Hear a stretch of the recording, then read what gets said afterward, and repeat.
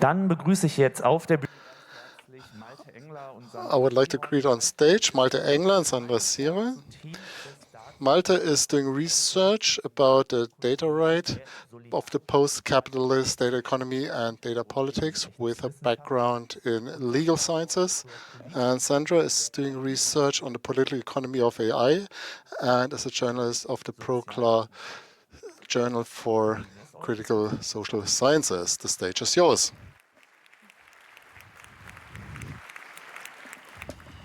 Yes, thanks a lot. And welcome to our talk with the title AI After Capitalism, Does ChatGPT Have a Place in the Better New World? My name is Sandra, this is Malte, and we're giving this talk together. I will do the first part, and Malte will then join later. Let's dive right in. Artificial intelligence, AI. Do we need another talk about artificial intelligence when every product, no matter if toaster or shower, is labeled as AI? When everybody knows what we are talking about and this hype about so-called artificial intelligence and everybody's fed up with it? This generic annoyance when the customer support talk is done in a way that the Turing test looks like a bad joke. So do we need another talk if AI has been integrated into every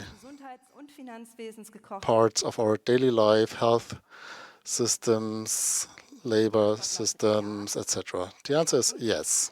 And yes, because the authoritarian dynamics in society that AI is integrated, which these paths that are already being walked on and appropriation are different ones than yesterday, and the ones of tomorrow we can already influence. Not only since the 1950s, the artificial intelligence is a part of the usual narratives. John McCarthy at the Dartmouth College, where this term has been coined first, and which gained populace after words in cybernetics. So the mythical is always part of society interacting with technology. Technology, ever since the start of technological philosophy, has been a central category of the self-interpretation of man, where the relationship of man, nature, and technology is constantly being reinterpreted. The essential thing is, how does society deal with technology and disruptive new technology? And it always points to that the new potential that automation and technology always has. So criticizing AI is also a critique of society always. We do not have the simplified pro and con positioning, so whether or not a future with steam engine is positive or negative, but there's always an in-between. So the technology, which is seen as all-powerful and endangering people, but also technology as a way of self-empowering. And beyond of these different positions, which we can also see today in the AI discussion, there are the relevant societal shifts in the light of AI. AI is empowering or the end of humanity. None of these positions are right in the extreme. It's neutral. So simply by its existence, AI provides its use. It's a political technology which is a catalyst in our current society, and it is constituting part of power. AI is in the current variant, so-called generative AI. It's a statistical optimization method based on data-intensive models, and it is of interest because there's not like a single AI. The previous approaches like symbolic AI or expert systems are very different from the data-hungry data operations of today's AI models based on so-called neural networks and are modeled after the human brain. Today's AI requires data, an immense amount of data. Talking about the autonomous machine is also always based on human labor. Different areas are being outsourced to click workers or crowd workers, which have to complete monotonous tasks for hours and hours in order to provide information to the models. Most of these are from the global south and are working for the capital, which is located in the global north. So you can also talk about data colonialism. Generative AI can also create new contents in form of video, audio, or text, which are not part of the original data set used for training, and which has additional features. And generative AI is what we are primarily talking about in the following. None of it is intelligent. For instance, AI only works on existing data. It always has an inherent structural conservatism, so the past is extrapolated into the future and thus normalized. So artificial intelligence is, in a way, a judgment by means of filtering, exclusion, and divergence. And philosophers like Donna Haraway are pointing out that this objective, scientific bias can lead to a lot of damage when it's used as a general societal perspective. AI is nevertheless considered a key technology that needs to be promoted, and it is assumed that it can restructure all elements of society. So therefore, AI is an attractive and useful promise. The possibilities seem to be unlimited, and also the potential to automate and improve tasks, saving labor, and great economic promises. The first hype of AI was limited a bit when Goldman Sachs was putting doubts on those promises. The relevant effects are maybe only surfacing with some delay. In the light of climate change, crisis, and pandemic, and the technological advancement based on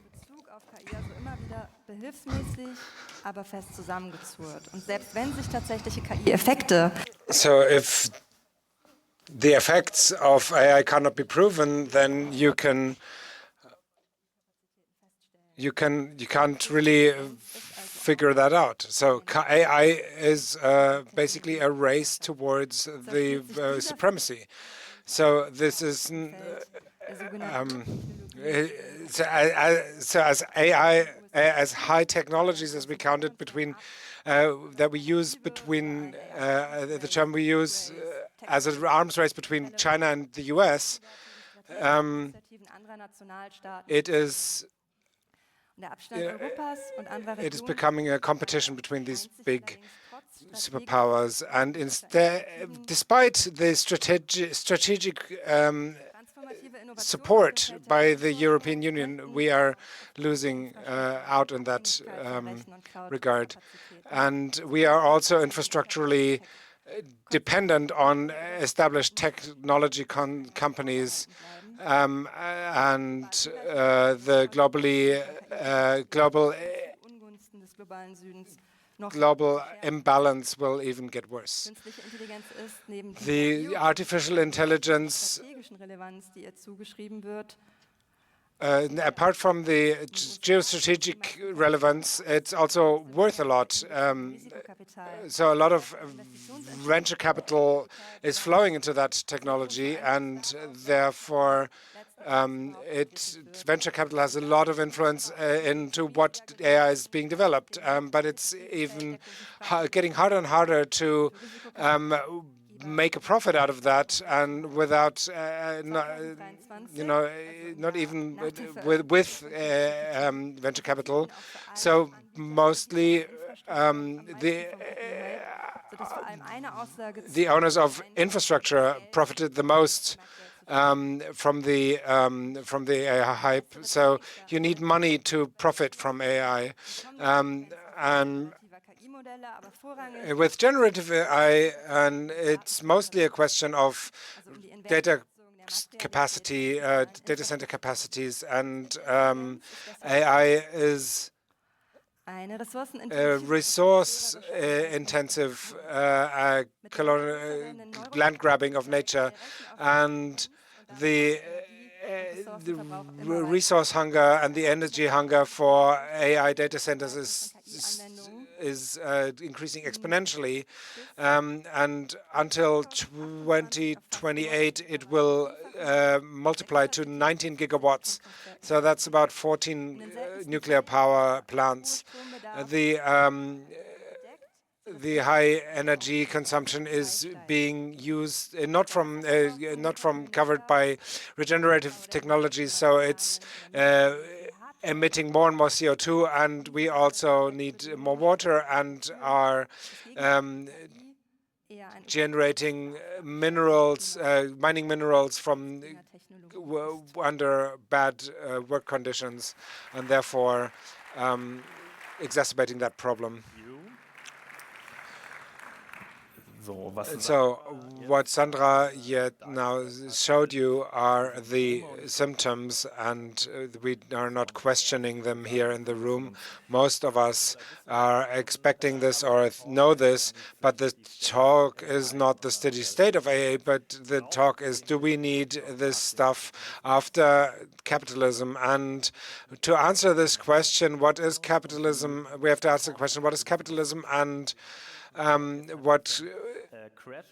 do the crash course speed run through capitalism critic, and we will talk about the three structural mechanisms in capitalism: property, work, and market. And with property, it's not about your toothbrush or your bike. It's the property with land, resources, and company. I'm a lawyer, and or I'm a judge, and the owner of property can do whatever they want.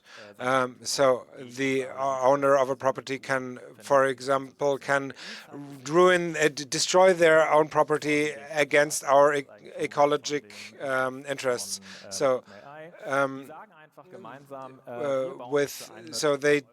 the owner of OpenAI would say, we will build a huge data center for $100 billion, which also shows that how undemocratic this is. We're not only showing how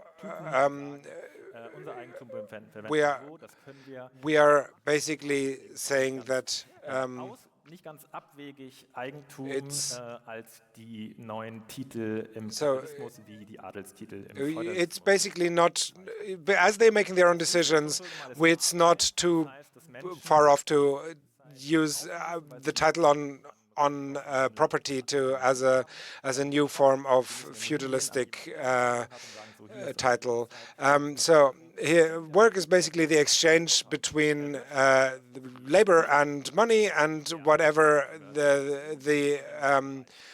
whatever profit the owner of the company makes, he gets to keep. So it's basically a race to get richer and richer, and these clique workers in AA and the colonial structures you can see in AI, and they are competing on a market who is not who's not taking care of the needs of people as fast as possible, but rather the question is how fast can we win against our competitors. They're not competing about the models, they're competing about them getting the models to market. It's not about the currently the promise is the increase in efficiency and productivity, because we can now tell people that they get half the money, half the salary, because now there's AI that can do half the job, and that's the usage of AI on the market.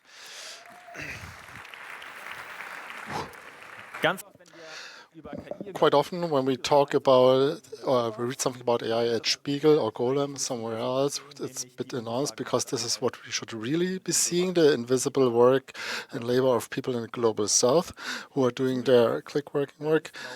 So there's no AI, only other people's work, and these people aren't usually white, to put this. So basically, it is the crash course on capitalism. Thanks for congratulations.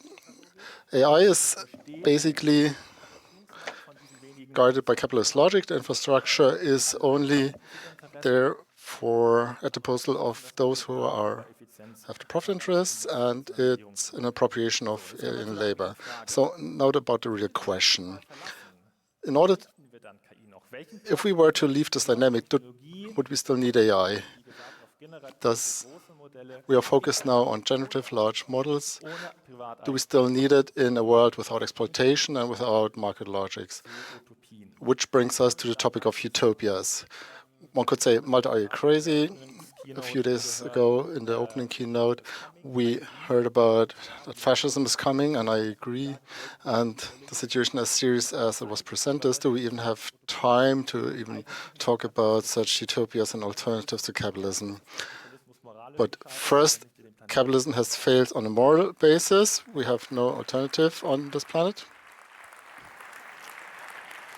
Lord Penny said in the book, the question, but how many lives it will take on its way down. And the second, utopias are essential so that we can resist. If there's nothing that we can fight for, simply defending the status quo is not enough. We need points of reference that we can work towards.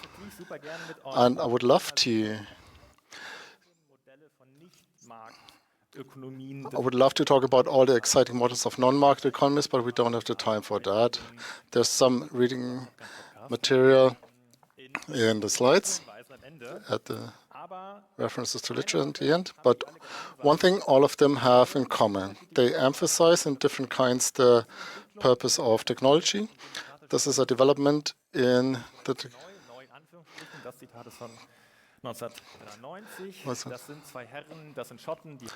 This quotation is by two Scottish people.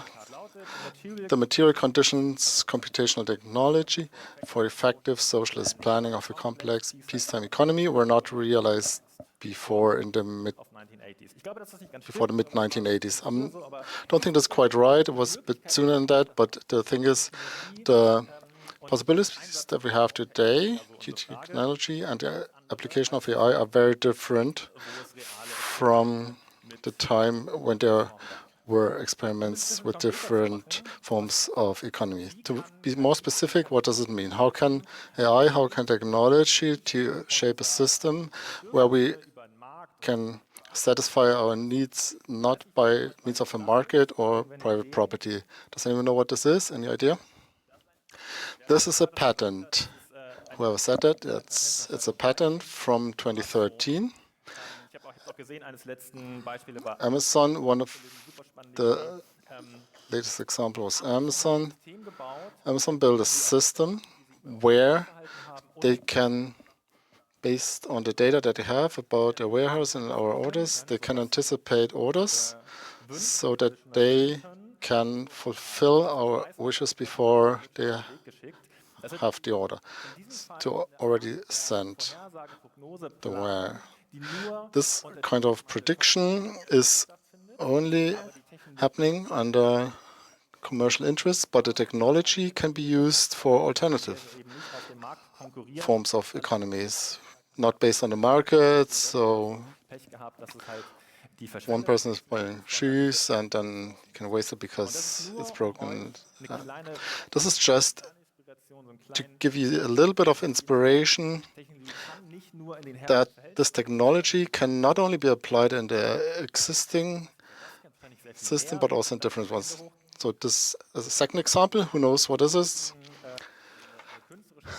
This is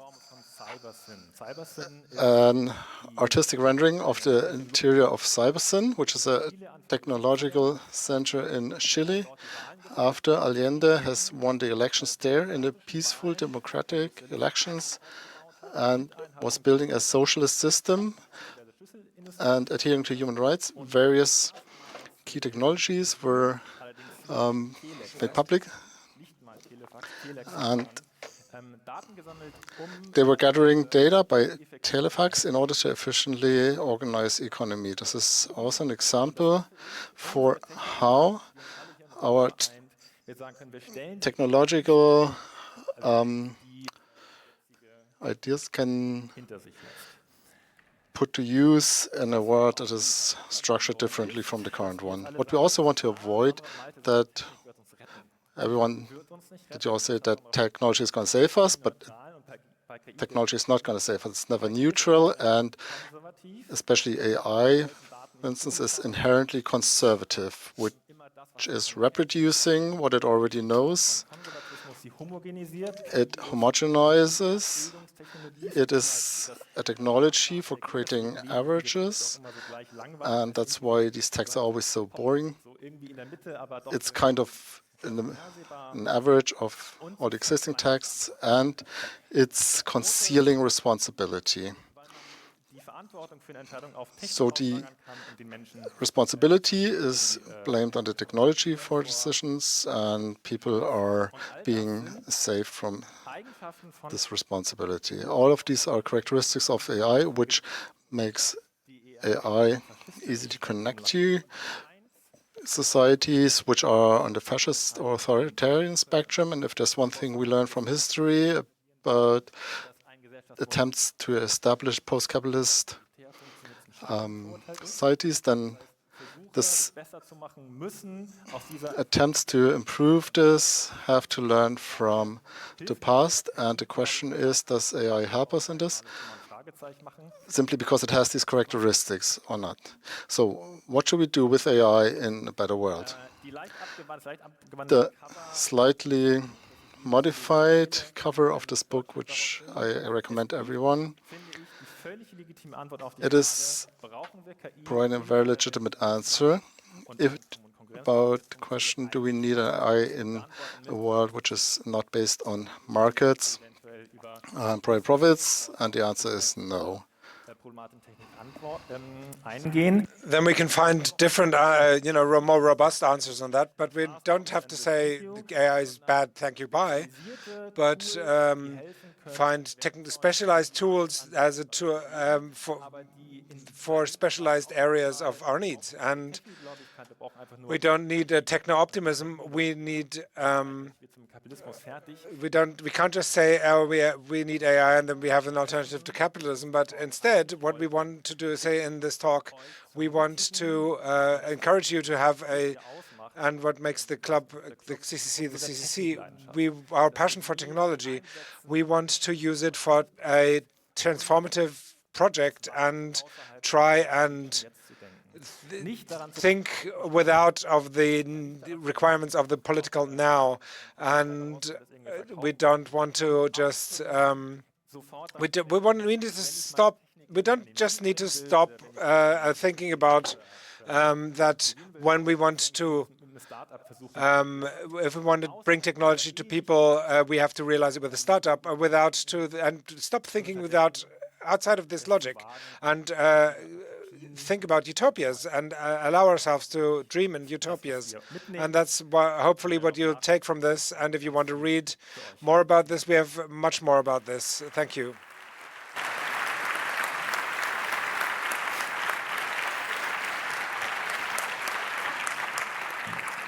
Ja, vielen Dank euch. Thank you, everybody. We've got time for questions and answers, and it's a question and answer and not statement and answer.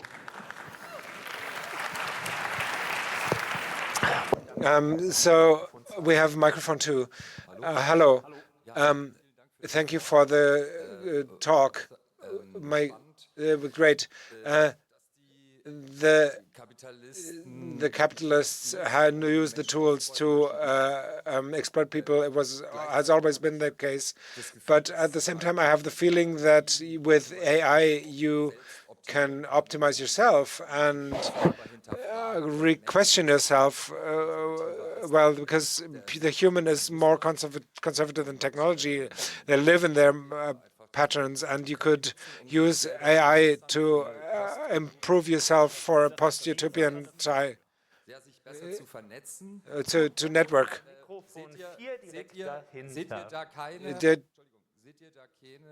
Don't you see no potential? Fällt mir schwer, darauf einzugehen. Ich glaube nicht. No, I don't think so. Okay, uncool. Not cool, not cool, not translating this. So microphone 4. Thank you for your work and bringing into the conference. This is thank you very much. Do you see networks or connection points for people who are interested? Practically. Also gerne auf mich zukommen. Talk to me. There's some more or less radical options. I'll talk to you in private. Thank you. Not only for you. Who wants to connect with me? Just come to me after. I know a planning network that who want to talk about this. There's people who want to talk about this come together. There's a number from the internet with the book Quality Land. It was in the book Quality Land. This was already the idea of the Amazon patent was already talked about, but that was a dystopia. But is it realistic as an utopia? It's not a utopia. Malte, you already said that it's not shouldn't only be that people that you create a large surveillance state, the drone as a quality land kind of thing, but that can't be the goal. You have to think it from society, but not from technology, not from product. And in this sense, it's mostly about talking about the use and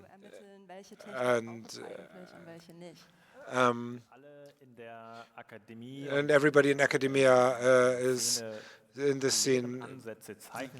Popular approaches have in common that they are mostly about they put a huge emphasis on democratic and participatory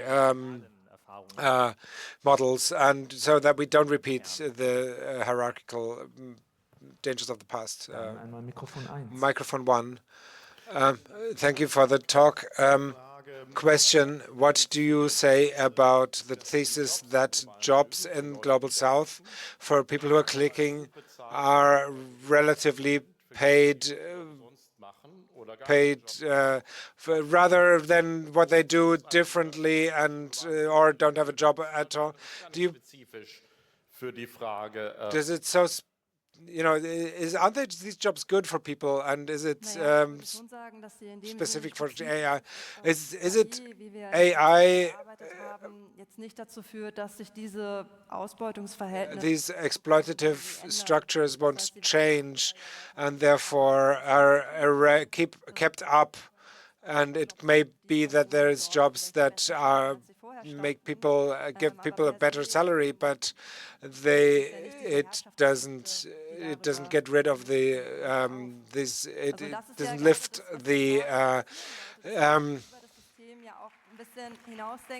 these mechanisms of power, and because otherwise we would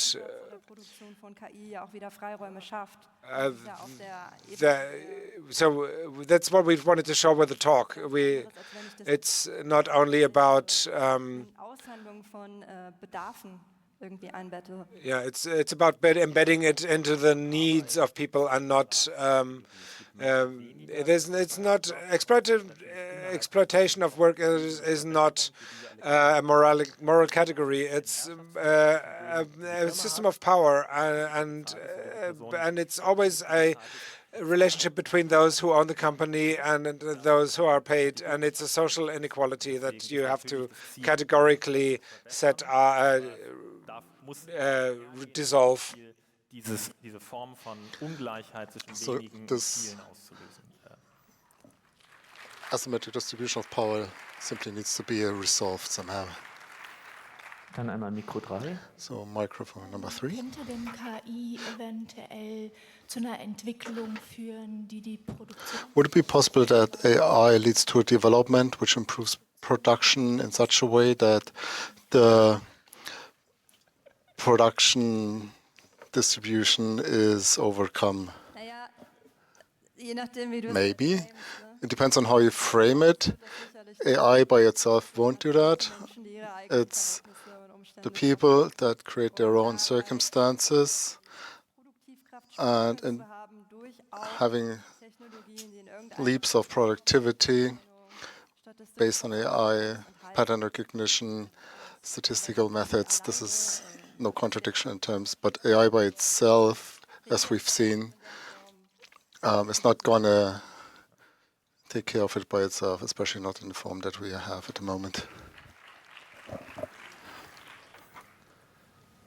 Gut, ich sehe keine weiteren Menschen ein Mikrofon. Gibt es Okay, there are no more people at the microphones. Any question from the internet? No more question. Another great applause then, please, for Malte and Sandra.